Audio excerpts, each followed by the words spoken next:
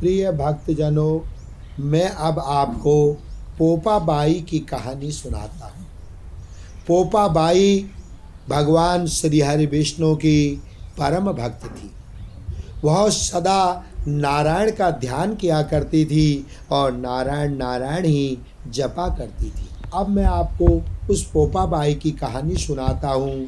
एक पोपाबाई थी, वह नियम व्रत बहुत अच्छी तरह रखती थी। एक दिन अपने भाई भाभी से बोली कि मैं शादी नहीं करूँगी, मेरी झोपड़ी गांव के बाहर बनवा दो। और गांव की स्त्रियों से कहा कि आप अपनी गाय और बछड़े मेरे यहाँ घास फूस चरने को भेज दिया करो, बचा खुचा हुआ खाना मुझे भेज दिया करो। एक दिन नगर का राजा शिकार खेलने जंगल में गया। जंगल में झोपड़ी देखकर वहीं रुक गया और बोला कि झोपड़ी में कौन रहता है।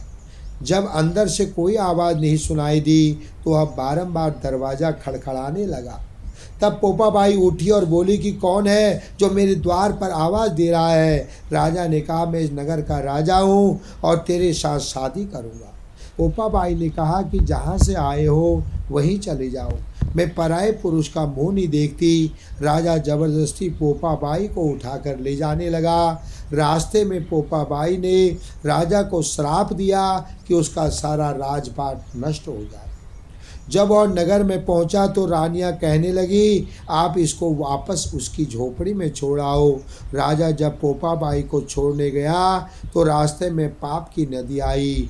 राजा उस पाप की नदी में डूब गया। पोपाबाई धर्मराज के यहाँ पहुंची तो धर्मराज जी ने पोपाबाई को स्वर्ग का राज दे दिया।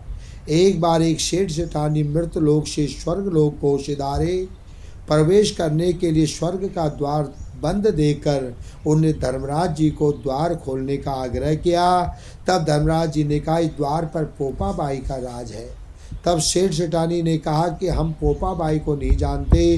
तब धर्मराज जी ने कहा, 7 दिन तक मृतलोक में जाकर 8 खोपरे से राई भरकर 5 कपड़ा ऊपर रखकर कहानी सुनकर उद्यापन करे और कहे कि राज है पोपाबाई का, लेखा लेगी राई राई का। बोलो पोपाबाई की जय। प्रिय भक्तजनों, अगर आपको ये मेरी कहानी पसंद आई तो कृपया करके मेरे चैनल को सब्सक्राइब करें और बेल आइकॉन को दबाना ना भूलें। बोलो पोपाबाई की